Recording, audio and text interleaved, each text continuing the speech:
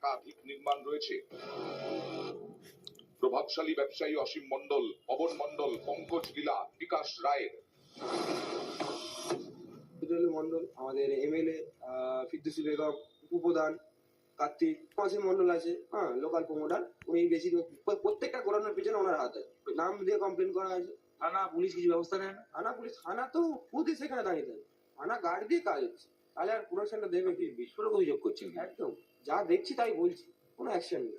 গ্রামবাসীরা মিলে একাধিকবার পিটিশন দিয়েছে, সেই পিটিশনে নাম উল্লেখ করা হয়েছে। সেই নামগুলোর মধ্যে অবশ্যই বিধায়কের হাজবেন্ডের নাম রয়েছে, অসীম মণ্ডল তার নাম রয়েছে, এবং আরো একাধিক ব্যক্তির নাম রয়েছে যারা এই ভরাট করে গোডাউন তৈরির কারবারে, বেআইনি কারবারে জড়িত। যদিও প্রশাসনের পক্ষ থেকে কোন রকম ব্যবস্থাই নেওয়া হয়নি।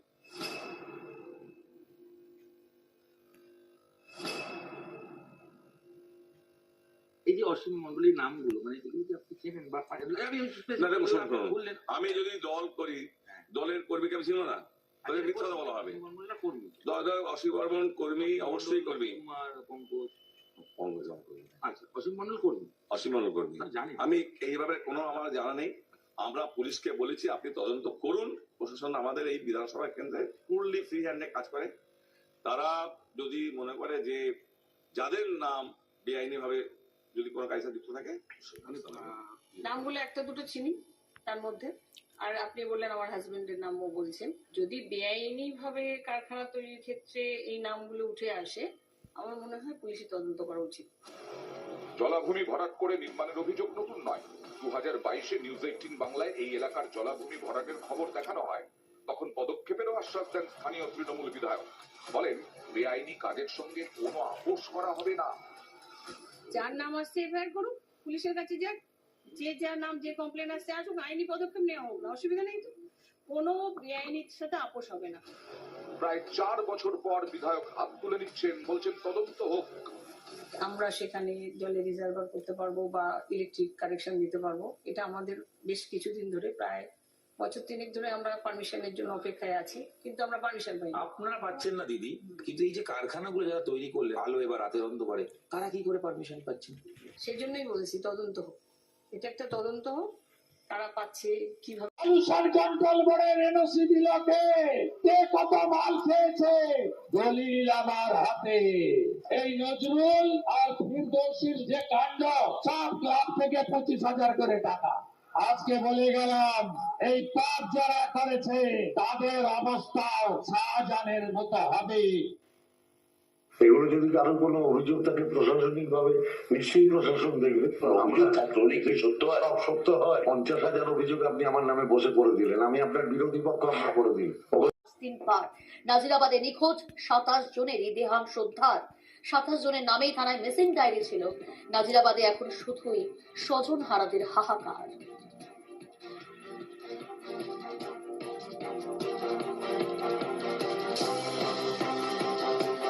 নাজিরাবাদ বিপর্যয়ে ডিএনএ ম্যাপিং, ডিএনএ পরীক্ষার জন্য নমুনা নেওয়া শেষ। মৃত 27 জনেরই আত্মীয়দের থেকে ডিএনএ নমুনা।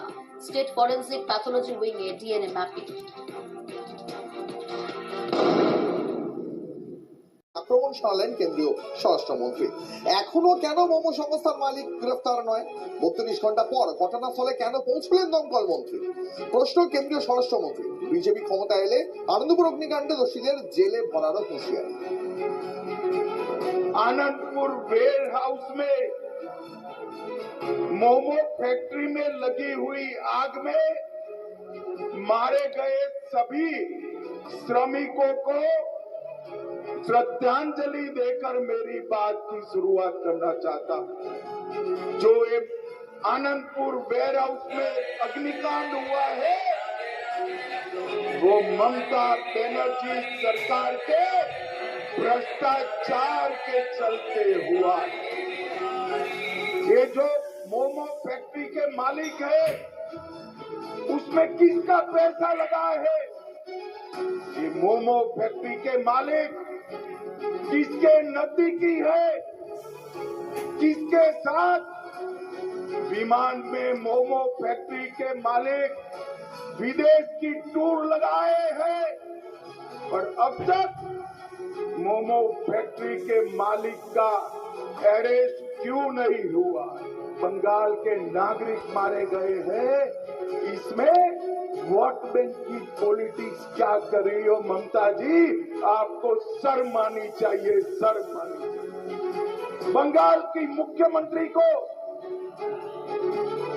मांग कर रहा हूं कि इस हादसे की तटस्थ जांच, न्यायिक जांच करानी चाहिए और सबसे पहले इसके लिए जिम्मेदार लोग जो है उनको जेल की सलाखों के पीछे डालना चाहिए।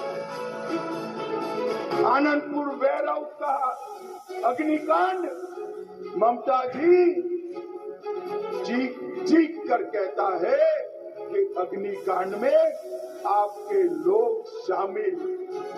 25 घंटे बाद कोई मंत्री वहां पहुंचता है, पर्यावरण का एनओसी नहीं है, वेटलैंड पर गोडाउन बना है और मैं आज ममता जी को कहने आया हूं, पर्दा डालना है तो डालो ममता जी, पर्दा डालना है तो डालो।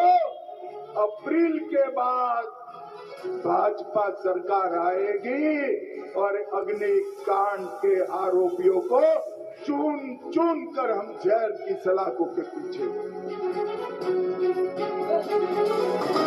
দেখুন, অমিত শাহ যখন রাজ্যে এসে কথা বলছেন তখন সময় নষ্ট না করে তাকে পাল্টা দিয়েছেন অভিষেক বন্দ্যোপাধ্যায়।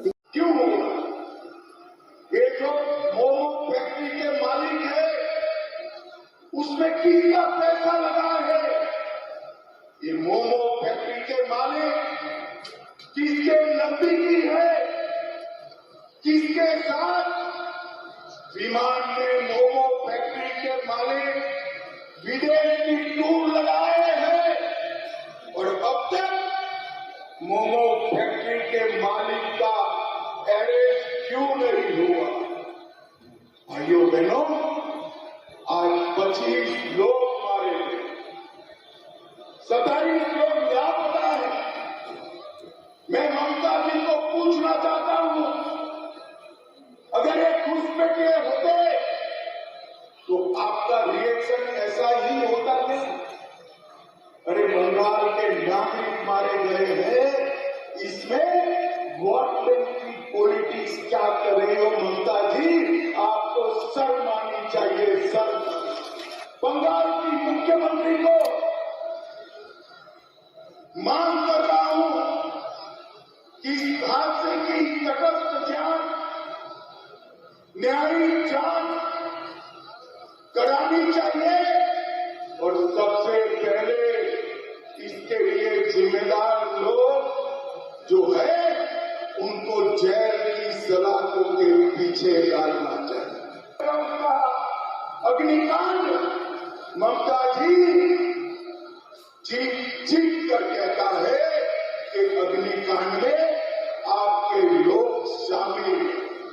25 घंटे बाद कोई मंत्री वहां पहुंचता है, पर्यावरण का एनओसी नहीं है, वेटलैंड पर गोडाउन बना है, गोडाउन बाहर से बंद था या खुला था? बंद था तो क्यों बंद कर दिया गया था? अंदर लोग जलते रहे, मरते रहे, चीखते रहे, बाहर नहीं आया। আনন্দপুর কাণ্ড নিয়ে প্রধানমন্ত্রীকে নিশানা অভিষেকের এবং আনন্দপুরের ঘটনার জন্য যদি মমতা দায়ী হন তাহলে গোয়ার ঘটনার জন্য দায়ী মোদী। ছিল যারা অশান্তির পরিবেশ থেকে সৃষ্টি করেছিল তাদের যথাযথ শাস্তি দেওয়া হোক, তার জন্য কিন্তু এনআইএ এর আবেদন জানানো হয়েছিল এবং একেবারে আদালত থেকে অনুমতি দেওয়া হয়েছিল। স্বরাষ্ট্র মন্ত্রক যদি এই সিদ্ধান্ত নেয়, সেই নির্দেশ দেয়, সেই অনুযায়ী এনআইএ তদন্তভার গ্রহণ করবে। এবং গতকালই আমাদের সঙ্গে ফোন লাইনে রয়েছেন প্রাক্তন পুলিশ কর্তা দেবাশিস ধর।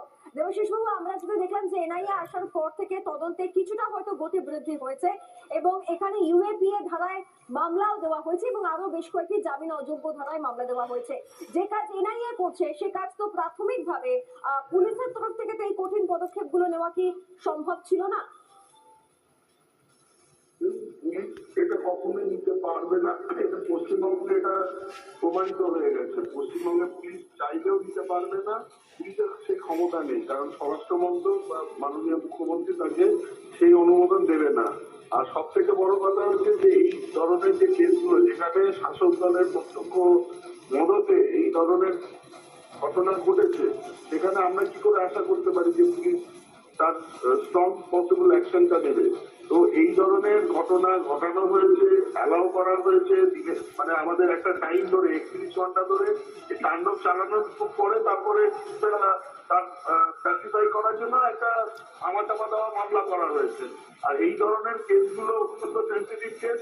আর এখন যেহেতু এনআইএ এই ধরনের তদন্ত করছে বা তাদের হাতে সেই ক্ষমতা দেওয়া হয়েছে, ফলে যে স্বাভাবিক যে ধারাগুলো আছে তার মধ্যে ইউএপিএ একটি অত্যন্ত গুরুত্বপূর্ণ ধারা। এতে তদন্ত হবে এবং দোষী ব্যক্তিদের আমার মনে হয় সিসিটিভি ফুটেজ বা অন্যান্য যেগুলো ডিজিটাল এভিডেন্স আছে সেখান থেকে চিহ্নিত করে কঠোরতম শাস্তি শুধু নয়, এর পিছনে কারা রয়েছে, কারা মদত দিয়েছে, মানে ক্রিমিনাল কনস্পিরেসির অ্যাঙ্গেলটাকেও উন্মোচন করা হচ্ছে। ধন্যবাদ দেবাশিস বাবু।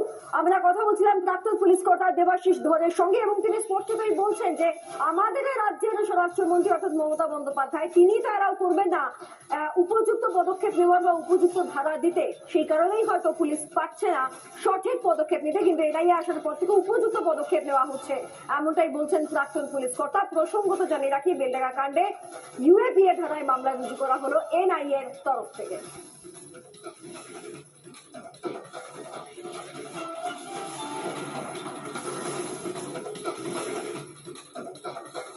এই মুহূর্তে আরো একটা বড় আপডেট দিয়ে রাখি, শুধুমাত্র ইউএপিএ তে মামলা রুজু করাই নয় বা একাধিক জামিন অযোগ্য ধারা দেওয়াই নয়, এর পাশাপাশি যারা অভিযুক্ত তাদের তথ্য সংগ্রহ করলো ন্যাশনাল ইনভেস্টিগেশন এজেন্সি।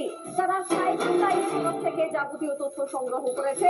এছাড়াও সোশ্যাল মিডিয়া থেকে যারা অভিযুক্ত তাদেরকে চেনার প্রক্রিয়া, তাদের আরো তথ্য সংগ্রহের প্রক্রিয়া চলছে, তাদেরকে চিহ্নিত করার প্রক্রিয়া চলছে। ওসি সাইবার ক্রাইমের সঙ্গে কথা হয় তদন্তকারীদের, অপরাধীদের ধরতে ব্লু প্রিন্ট তৈরি ন্যাশনাল ইনভেস্টিগেশন এজেন্সি। আরো একবার এই মুহূর্তে বড় একটা আপডেট বেলডাঙ্গা কাণ্ডে আপনাদেরকে জানিয়ে রাখি যে এনআইএ এবার সাইবার ক্রাইম থানা থেকেও তথ্য সংগ্রহ করলো।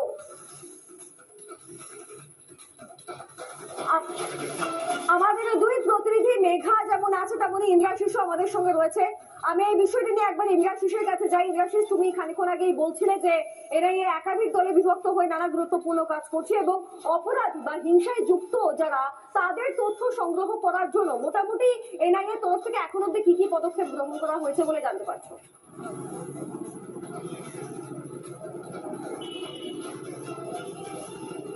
দেখো, বেলডাঙ্গায় এই যে অশান্তির ঘটনা এবং সেই অশান্তির ঘটনাতে এবারে কার্যত তাদেরকে ধরতে একেবারে ব্লুপ্রিন্ট তৈরি করেছে এনআইএ সূত্রে যেটা জানা যাচ্ছে যে আজকে সকাল থেকেই কিন্তু এনআইএর আধিকারিকেরা তারা বেলডাঙ্গা থানাতে আসেন এবং তারপরে তারা কিন্তু দফায় দফায় চলে যান বহরমপুরে এবং বহরমপুরে যে সাইবার ক্রাইম থানা রয়েছে সেখানে গিয়ে ওসি সাইবার ক্রাইমের সঙ্গে দীর্ঘক্ষণ তাদের কথা হয়, দফায় দফায় তাদের মধ্যে কথা হয় এবং সেখান থেকেই কার্যত যে সোশ্যাল মিডিয়াতে যে সমস্ত ভিডিওগুলি রয়েছে পাশাপাশি আরো যে সমস্ত ভিডিও ফুটেজ গুলো রয়েছে সেই সমস্ত ভিডিও ফুটেজ গুলোকে কালেকশন করা হয় এবং সেখান থেকে দাঁড়িয়ে দেখতে গেলে যাদের নাম একদম প্রথম থেকে আসছিল তাদেরকে চিহ্নিতকরণ করা এবং তাদের বেশ কয়েকজনের ডেটা কিন্তু সংগ্রহ করেছে এনআইএ আধিকারিকেরা। এনআইএ সূত্রে যেটা জানা যাচ্ছে যে সেই সমস্ত অপরাধীদের একেবারে ডেটা কিন্তু এই মুহূর্তে রয়েছে এনআইএ আধিকারিকদের আতশ কাচের তলাতে, ফলত কেউ পার পাবে না এই কথা কিন্তু এনআইএ আধিকারিকরা একেবারে ঠাড়ে ঠোঁটে প্রমাণ করে দিচ্ছেন। এবং আজকে সকাল থেকে কিন্তু যেটা দেখা যায় যে কখনো বহরমপুর কোর্ট, কখনো সেখান থেকে চলে আসেন বহরমপুর সাইবার ক্রাইম অফিস এবং বহরমপুর সাইবার ক্রাইম থানাতে এসে দফায় দফায় ওসি সাইবার ক্রাইমের সঙ্গে দীর্ঘক্ষণ তাদের কথা এবং সেখানে বসেই কার্যত এই অপরাধীদের ধরার ক্ষেত্রে ব্লুপ্রিন্ট রেডি করে এনআইএর আধিকারিকেরা এবং তারপরে এই সমস্ত যারা অপরাধী রয়েছে যাদেরকে সোশ্যাল মিডিয়াতে একাধিকবার দেখা গেছে এই ঘটনা দুষ্কারীতে তাদেরকে চিহ্নিতকরণ করা এবং তাদের যাবতীয় সমস্ত রকম ডাটা কালেকশন করে এই মুহূর্তে তারা চলে এসেছে বেলডাঙ্গা থানাতে এবং এখানে বসে তাদেরকে তাদের বিষয়ে আরো কি কি খোঁজ খবর নেওয়া যায়, আরো কি কি তথ্য পাওয়া যায় সেটাই চেষ্টা করছেন।